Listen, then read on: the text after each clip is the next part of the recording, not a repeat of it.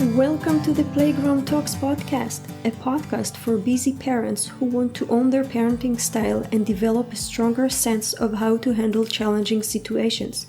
I am Avirett, your host and a mother of 3. In this podcast, I will interview psychologists, practitioners, behavioral therapists, teachers, and other experts about topics that bother all of us as parents, so you can get both the parenting principles and practical aspects that resonate with you, give you confidence and joy. Hey parents, hey mom, hey dads, how are you? If you celebrate Halloween and you have any great idea or picture, I would love to hear it. Best is to reach out to me through Instagram. My handle is Avirett, which is TAMMYAFRAT, and you can find it on the show note as well. So, in the first episode, Dealing with Habit, Michelle Cole explained us that the behavior attached to being dysregulated or overwhelmed is a form of habit because it happens automatically. So if your kid is upset and he's throwing a toy right away, that's throwing a toy is a habit. He's doing it automatically without thinking. That's why I invited Dr. Avirett to talk about how to stop meltdowns before it's even started. So you can have the tools to develop those regulating habits. Dr. Avirett is a licensed psychologist, and in the last decade she has worked with children and young adults for counseling and diagnostic evaluations. She also has been married for 15 years and have 3 children ages 2, 9, and 11.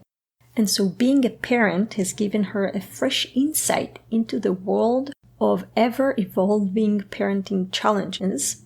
In other words, no one really teaches you at school how to be a parent. So her personal journey, along with her clinical experience, led her to working with families and guiding parents toward positive and effective parenting strategies.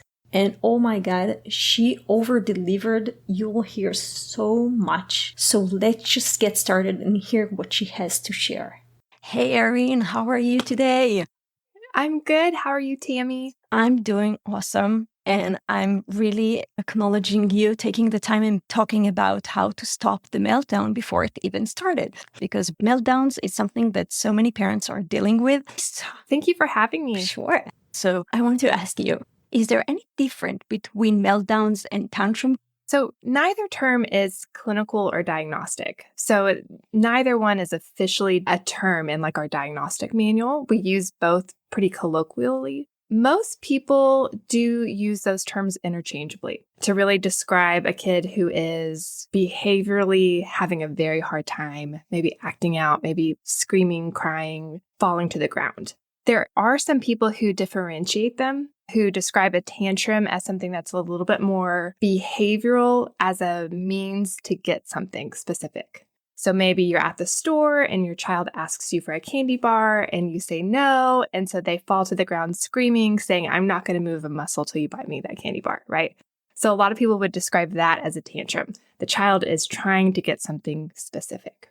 Whereas a meltdown can be described as just losing control because maybe you're overregulated emotionally or there's too many sounds and lights in the environment and you're dysregulated and just cannot control your body or your thoughts or your actions. So I think a lot of people do use them interchangeably, which is fine. A lot of parents who come into my private practice use them interchangeably. I don't necessarily differentiate the difference, but there is definitely a group of people out there that separate them. And that separation, I think, makes sense. I get that. So, because in my mind, sometimes tantrums is really more of an aggressive behavior, and meltdowns, because it seems like visually like a paddle. So I'm thinking about introverted kids who are dysregulated. They're not necessarily being aggressive. So we call it meltdowns. It's more mellow. Right. Yeah. Which leads me to the next question. So what's the earliest a kid starts to show meltdowns? I mean, you will see it in infants before the age of 1, which I would not necessarily describe that as a tantrum or a meltdown, but you'll see babies who are upset and that is their main way to communicate, right? Which is to cry and scream and thrash about, which is normal. That's not a problem. That's how they're communicating. But you see that same behavior continue into the toddler years and the preschool years. And it is a form of communication. Your child is trying to tell you something, but they don't yet have the words or the control to be able to tell you that in this kind of a way. So the thing is that as soon as the child is able to communicate his needs, then we call it tantrum or meltdown because we expect him to start and develop those kind of skills and say, hey, that's what I need, right? Yes, I would say that's when we start to think of it as a problem, is whenever we know that our kid has the capability to communicate it in a different way, but they're not. And typically, developmentally, they're not fully capable of communicating the way we want them to. But as parents, we're maybe expecting a little bit more. Yeah, that's why we're talking to you. So you will give us the tools to help and coach them into regulating themselves. Precisely. So how would you describe a meltdown for introverted kids? That's an interesting question. And I'm not sure if there is a direct correlation because I've seen kids who are very quiet, who are very content, being by themselves and playing quietly. But if they get dysregulated, suddenly that meltdown is huge and very big. And opposite of that, I have kids who are really gregarious and outgoing and social and kind of loud. But when they get upset, they shut down and they're quiet and they freeze.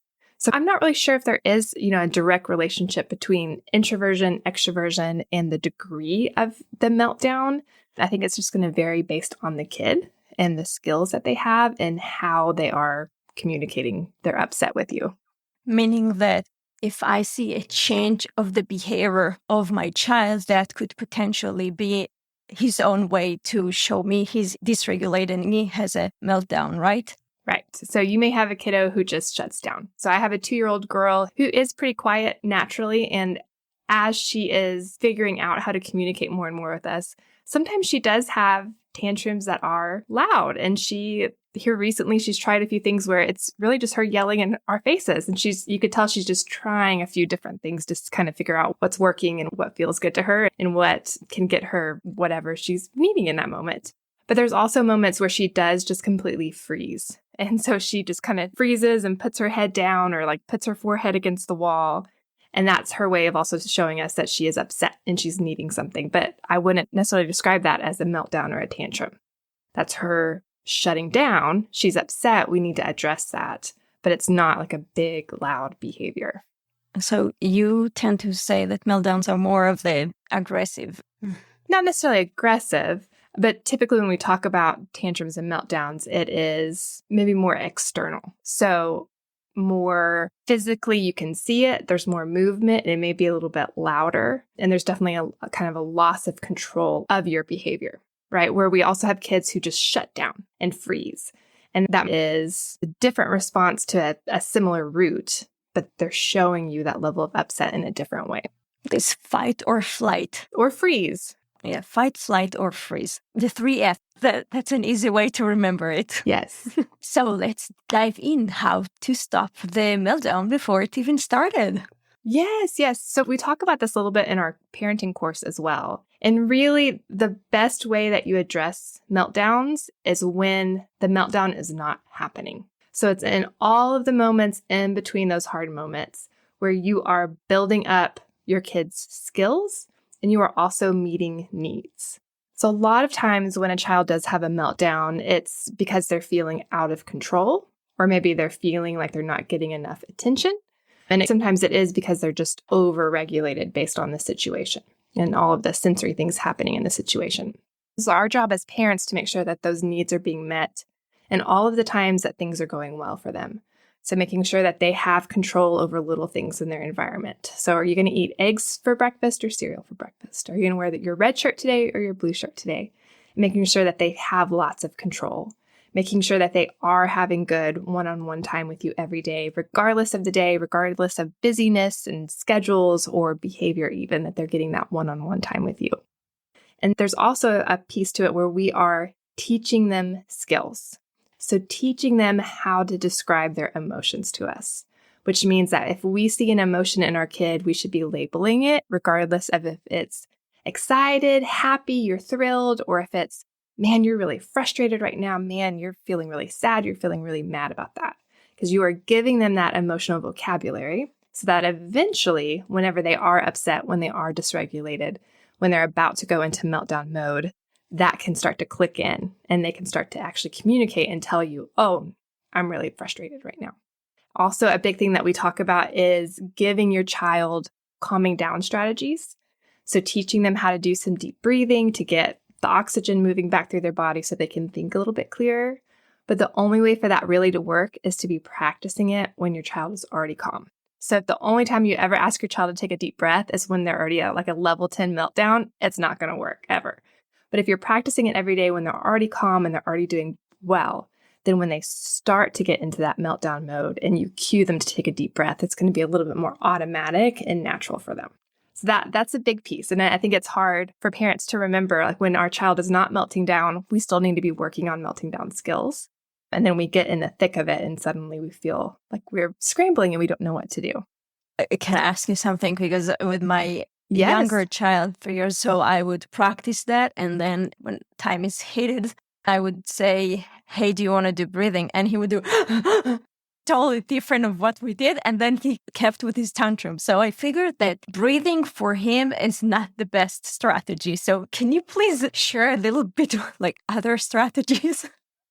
Yeah, absolutely. And it is not for every kid. And sometimes even just like you modeling what a deep breath looks like without asking them to, kids can pick up on that easier than the verbal cue. So if you are physically and exaggeratedly taking a deep breath in through your nose, out through your mouth, and doing that a few times and calming yourself down, your kid's going to be more likely to model that.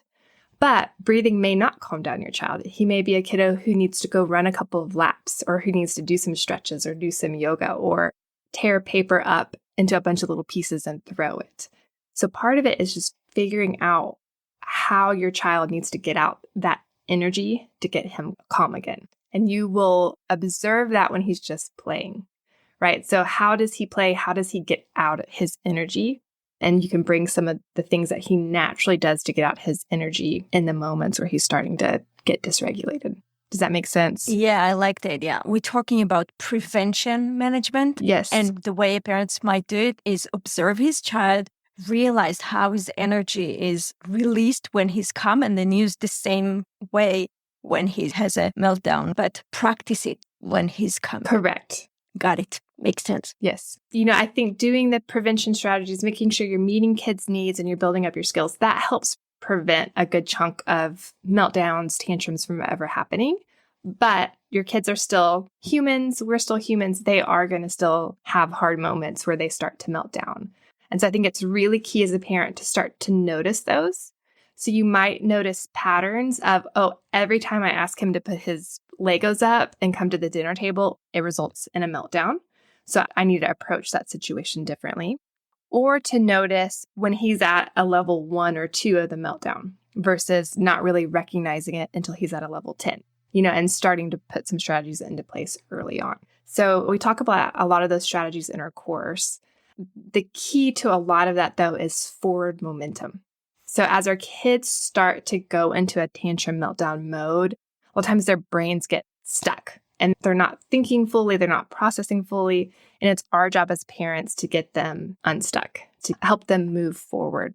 One way to do that, which I've already talked about, is giving them controlled choices. So, hey, do you want to hop into the car or do you want me to swoop you into the car like an airplane? So giving them an opportunity to choose how they're going to do that thing that they don't want to do. The key there, even with controlled choices, is thinking about that forward momentum. So when my oldest is now 11, when he was 2, he suddenly turned into a really difficult kid. He was a super easy baby. And then when he hit those toddler years, there was just a lot of defiance. I called him Jude third option Avirett because I'd give him 2 options all the time and he'd always come up with a third option to go with. So I made some mistakes back then because in my brain, I never wanted him to go with that third option. Because in my brain, that was his way of maybe manipulating the situation or pushing boundaries. And if I gave into that third option, I was worried that then he would go with a 4th option or a 5th option. But now looking back on it, I just realized he's a really smart kid. And he recognized that my 2 options were sometimes very arbitrary. And there was a very logical third option. So if I said, do you want to wear your red shirt or your blue shirt today? And he would say, how about my green shirt? I would get stuck in that of, no, I gave you these 2 options. You need to choose one of them. Whereas in reality, the green shirt was a logical option. And he was intelligent enough to see that and to ask if he could have that third option. So as a parent now with a decade of parenting experience under my belt, I'm better at recognizing that need for forward momentum there. So if that third option is a logical, valid option, then I would say, great, dude. Like that green shirt sounds like a great idea. Let's put it on and keep moving. And there's times where the third option is not valid or it's not a realistic option. And you do have to bring the original two options back up and let him choose between those. But I think it's really focusing on how can we move forward? How can we get unstuck? So for example, I'm taking a scenario with 2 or 3 years old. You want them to be on the car and then you have time frame. You have to go to work, by 8 o'clock. And you gave them those two options. You either climb or I'm giving you this airplane and I'm putting you there. Mm-hmm. And he's not willing to do any of those. So what do you recommend to do in this scenario? So there's several different tricks you can try in those moments. One thing is if you know that mornings are hard, you have to give yourself some extra time. In any situation where you can just plan like, okay, we're going to get up 30 minutes earlier this Tuesday because I know I have to get to work early. Planning ahead as a parent is going to help. If he's still stuck on choices, other things we do is we try to make the situation fun. So any way that you can maybe put pajamas on a stuffed animal before you put them on yourself. Or hey, we need to get to the kitchen. Are we going to hop like bunnies? Are we going to spin like tornadoes? How do you want to get there? Or am I going to pick you up and vroom you? Also, one thing that we talk about is doing a reset. So if he is in a huge meltdown mode and you can't get him unstuck, you might need to actually move rooms, move locations, do something different for a minute. So maybe go outside, pick him up and go outside and get some fresh air, and then come back in and say okay, let's try this shirt thing again. Or just take a minute to go blow bubbles in the living room for a second and then come back and try the shirt again. So sometimes that his brain just gets stuck and you need to switch the scene, switch the location, switch the activity for a few minutes in order to come back. Now, there are times where you just don't have time for that. And you have to just become the parent that has to put your kid in the car crying. And he is going to be crying and screaming the whole way to school or work. And that's okay because we're all human beings. We all have hard mornings. We can't get it perfectly. We don't have an extra 30 minutes to get our kid on the right track every time. And that is okay. So give yourself grace in those moments. Give your kid grace in those moments. And just know if most of the mornings you guys are working together to make the morning smoother, it eventually will get a little smoother. It just takes some time. So I'm saying as a parent, it's okay to give those two options. You either sit by yourself or because mommy just have to go to work. So by kind to 5, you have to make the decision and do it. Absolutely. Yes. There's been many times where I've said hey, you can either get in the car by yourself or mommy will put you in the car. What are you going to choose? Oops, you didn't choose and it's time to go. So mommy's going to put you in the car. So I see you're feeling really sad about this and that's okay, but we're still going to get in the car and go to school and work. And that's okay. It's okay for your kid to cry and be upset with it. But at the same time, we're still working on making the morning smoother, but it's okay. And once you do it, you reinforce him taking the smart choice and buckling up himself the next time when he's capable. Absolutely. But at least sit there. I get that. And I like the realistic solution to a situation because truly sometimes you can't wait forever. And absolutely. Also, something clicked for me when you said that he's crying and it's okay for him to cry. I feel like many times we as parents manage meltdown in public from a place of I need to make him quiet the fastest I can. But what I will choose to do will actually do the opposite. You talked about grocery shop. So if he would cry and I would say, no, you don't get it, but then I will give it to him so he will just be quiet. He'll get it the next time. He can cry even harder and he'll get what he wants. So I feel it's part of the work that you just mentioned. It's okay for the kids to cry and you can still set the boundary and hold it, right? Absolutely. I think public situations always add a layer for parents because there is just pressure, there's embarrassment, there's prying eyes of other people. And I think a good question to ask yourself is how would I handle this if we were at home right now with nobody watching? And handle it in that same way, even in the grocery store. And if, the granny on the next aisle is giving you the evil eye, okay, that's her problem. But I'm still going to handle my kid exactly how I would if we were in our kitchen right now. But it's hard. More power to all the parents handling that in the grocery store, because I know it's a tricky situation. And I'm a child psychologist in a small town. So I've definitely been in a situation before where my kid is melting down and I have a client over down the aisle from me. And there's so much pressure there to handle that appropriately. And you won't always handle it appropriately. Sometimes you will give him the candy bar to just make him be quiet and move on, and give yourself grace in those moments. We can't be perfect all the time, and it's not going to hurt him or ruin him to not do it perfectly every time. Sometimes you just have to survive the day, and that's okay. So as a parent, I can tell it's kind of a shame, and you take the responsibility for whatever your kid is doing. But the truth is that the kid is a kid and he pushes the boundaries. That's his role in the world. And it's okay for me to disconnect myself from his behavior and do my job as a parent, right? So that's the confidence Absolutely. I needed. And you just articulate it so well. And I love the idea of do whatever you would do in your house, in the kitchen. I love that. It's brilliant. Thank you. Good. I'm so glad. And I truly think that most parents and most people out in public support you. It's the few that are being judgmental that seem to be the loudest. But I would say the majority of the people in Walmart with you shopping, they get it. They get that he's a kid. They get that you're a human and you're doing the best you can. So keep doing what you would be doing at home. So I think I stopped you in the middle of saying we do prevention management, we do the assessment in the house to see what's leading to the behavior. And then we talked about as soon as we have the behavior, then we have some strategies that we already practiced when they were come. So please continue. Yes, the prevention is huge, building up those skills. And then in the moment is where you pull all of that together. So for my middle son is now 9. When he was even 1 is where I really started working on building up his emotional vocabulary. And so all the time I would say, you are mad, you are frustrated. He was a really intense baby. Right now he's a really laid back kid, but he was just very intense about all things. And so I was always labeling his emotions. And I very clearly remember a moment when he was about 2 and he started to get really upset. And I just said, "Ooh, you're frustrated." And he went, "I am frustrated. Thanks, Mommy." And just ran off and played. And that was all it took in that moment, because we had been practicing it and he realized that he had the words to perfectly describe what he was feeling. And I understood. And that was enough for him in that moment. So pulling all of the things that you're working on and all the non-tantrum moments into the very beginning of those tantrums is so important. So validating those emotions, maybe cueing them like, "Ooh, you look really upset right now. Let's take a deep breath and hold a bubble in our mouth for a minute and blow it back out."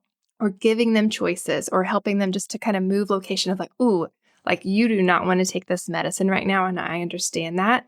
Let's go outside and get a deep breath and go outside, get some air, and then come back in and let's try again." So moving locations, giving choices, validating feelings, and giving them some calming down strategies in the moment are key. Now, if your kid does end up going to a level 10 tantrum, then in those moments, all you can really do is be with them, keep them safe, and wait it out. So that's still going to happen at times. All of the other things that I'm talking about are going to help prevent those moments from happening as frequently, but you're still going to have some tantrums and some meltdowns. And at the height of a tantrum meltdown, there's not much you can do except be with them, ride it out, try not to feed into it too much. So one mistake I see from parents a lot is trying to talk too much in those tantrums. So lecturing them, telling them to calm down, telling them to just stop, right? That is only going to make it worse. When we get to that point to where we're at a kind of red zone, high level tantrum, it will come back down. And one thing to tell yourself is this tantrum can't last forever. Like no person can stay in that heightened level of emotion for forever. It will come back down. So ride it out. And then after your child is calm again is when you can talk about it together. And then you can say like, "Whew, you are really upset. You are so upset. It seemed like you're upset because I asked you to get in the car and you didn't want to get in the car. Okay, let's talk about that. Okay, so you actually got in Mommy's face and yelled at me. That actually made me feel a little bit sad. I don't like to be yelled at in my face. Can we talk about that?" And you can kind of talk through the tantrum together and talk about if they're older and their language skills are at this point. talk about what you can do differently next time when they're starting to feel upset.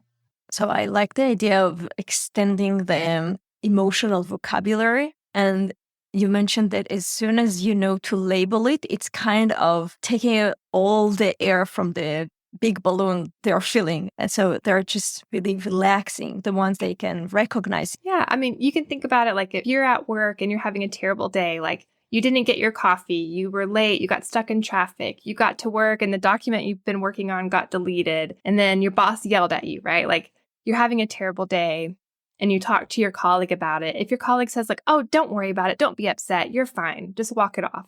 Like you're going to feel worse. But if your colleague says like, oh, that stinks, that is a bad day, like, come here, give me a hug, or do you want me to go get you some coffee? You're instantly going to feel better just because somebody else recognized your emotional state. And that's validating, and that instantly makes you feel better. And the same is true of our kids. They want you to know how they are feeling. And so just recognizing and validating just how they are feeling and letting them realize that you know their emotional state and you're empathetic towards it sometimes is enough to help them feel better. So the dismissive of the emotion just make it even bigger, while validating it actually decrease the intense of the emotion, right? Yeah.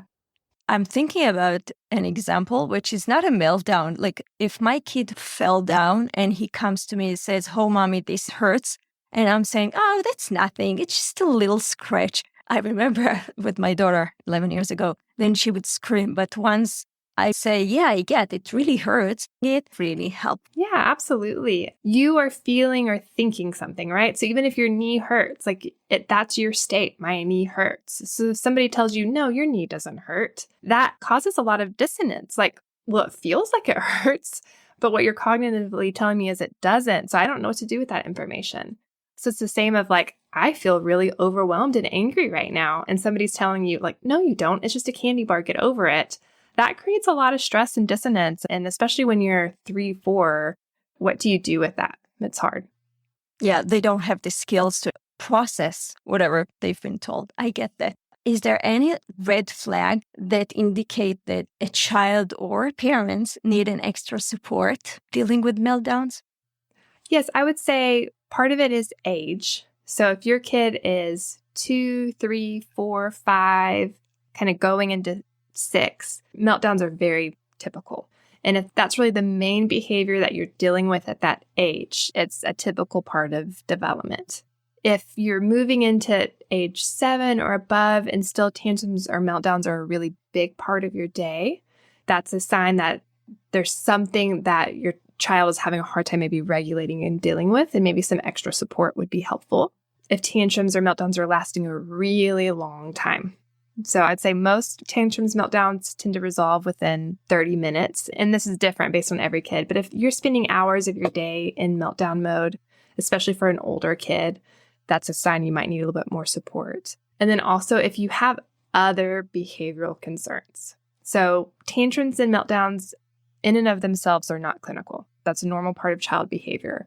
But if you have other concerns on top of that, so if your child is really struggling socially, or if they're struggling with other parts of their behavior, or if they're struggling transitioning between any task that you ask them to do, then that's also a sign that you might need to seek some extra support from a therapist, from your pediatrician, from a psychologist. Sleep issues? Yeah, I mean, sleep issues are always something to talk about with your pediatrician. You know, sleep cycles in kids working through naps and regular bedtimes and wake times, that is still a normal part of development in young kids. Some kids, it takes a while for all of their rhythms to work out. But that is, if it's a consistent concern where you're having a hard time getting your child to go to bed, stay in bed, and they're not rested in the morning, that's definitely a time to talk to your pediatrician. And an unrested kid is definitely going to increase the likelihood of meltdowns and tantrums. We all become a little bit more dysregulated when we're tired. So there's definitely a correlation there between a tired kid, a hungry kid, and more meltdowns and tantrums. Yeah, I can totally see that. Yes. So I think we are about to finish, and I know you have an online course that I want you to describe a bit more about that. Yes, yeah. So I am a child psychologist, and my best friend, Dr. Jordana Mortimer, is also a child psychologist. and we live in different parts of Texas. We've always wanted to work together, but we've never really lived in the same city. And a year or two ago, we started thinking about how we can help parents before they ever have to call the child psychologist. So we realized that there's a lot of recommendations that we give to parents that are pretty consistent, regardless of age or the clinical issue for why the kid is coming in. There's a lot of foundational parenting skills that we really want all the parents in our practices to know. And really beyond that, we think it's helpful for all parents to know, even if you haven't needed to call the child psychologist yet. So then with the pandemic and everything, we were seeing less patients in person. And I think the availability of online resources really started to increase, which was a positive. So about a year ago, we started developing this parenting course. And then we filmed it last fall and we just released it this spring. So it's about 90 minutes. We call it Parenting 101. Our business name is Mind and Child, and we give free resources through social media on Instagram and Facebook. But then we also have this video course, Parenting 101. So it's about 90 minutes and it's 27 videos. All of them are under 10 minutes. Most of them are under 5. And we go through specific strategies. So in a similar model of what I talked through today, where a big chunk of the strategies are prevention strategies. So what you need to be doing every day to help build up your child's skills and to meet their needs, which helps to prevent a lot of the negative behaviors that parents are worried about. And then we talk about specific skills to help curb negative behaviors right as you start to see them emerge. So right as we start to anticipate problems or start to see them, what can you do quickly to help kind of curb that and help your child move on? And then we talk about specific strategies to use after. So after something happened, after your child was maybe did something that was non-compliant or hit a sister or stole something from the grocery store, what do you do in those moments to help address the situation? So it's about 90 minutes long. It's something that you can watch on your phone, you can watch on your computer, you can listen into your car podcast style. And then once you get it, you get lifetime access. So you can go back and watch it as many times as you want. That sounds really, really helpful. I think I'm going to hear it. I'm really curious to hear and to expand my own tool. So thank you so much. Is there anything else you would like to add? No, just thank you for having us on. We're loving listening to your podcast, and we're very thankful to you for providing this resource to parents. Well, thank you, and have a great day. Thank you, Tammy. You too. Bye. Bye. Hey again, that was packed with strategies, right? And before I wrap it up, I watched the one-on-one course that Dr. Erin and Dr. Mortimer created. And you can imagine that if this one episode is full with strategies, the course is so good as well. And I highly recommend check that out. The link to the course and the website is on the show notes. So let's wrap it up. We've got a lot here, but I want to focus on the strategies Dr. Avirett mentioned around how to stop meltdown before it's even started. So the first thing she mentioned was making sure that your kid have a control over things, meaning they can choose between apple and banana. So that's first thing. Second thing is make sure that you have a good one-on-one time with your child every day. And remember, it's always quality over quantity. Third thing was work on expanding the emotion vocabulary. Teach your child how to describe their emotions and also validate their feelings. And the fourth thing is giving your child a calming down strategies such as breathing, running, making art and crafts, and practice those calming down strategies when he comes. So those were the 4 main bullet points. Do you find it helpful? Because if yes, that's great, because my mission is to spread those parenting tools and you can help. How? First of all, you can subscribe to the Playground Talks podcast. You can rate the show. Obviously, 5 stars is the best. And you can also leave a review. Apple Podcast is the only app that allows you to do that. And finally, share it with friends and family. So go ahead and subscribe, rate the show, leave a review, and share it with friends and family. That's it for today. Treat yourself and your kids with compassion and curiosity. See you in 2 weeks. Bye.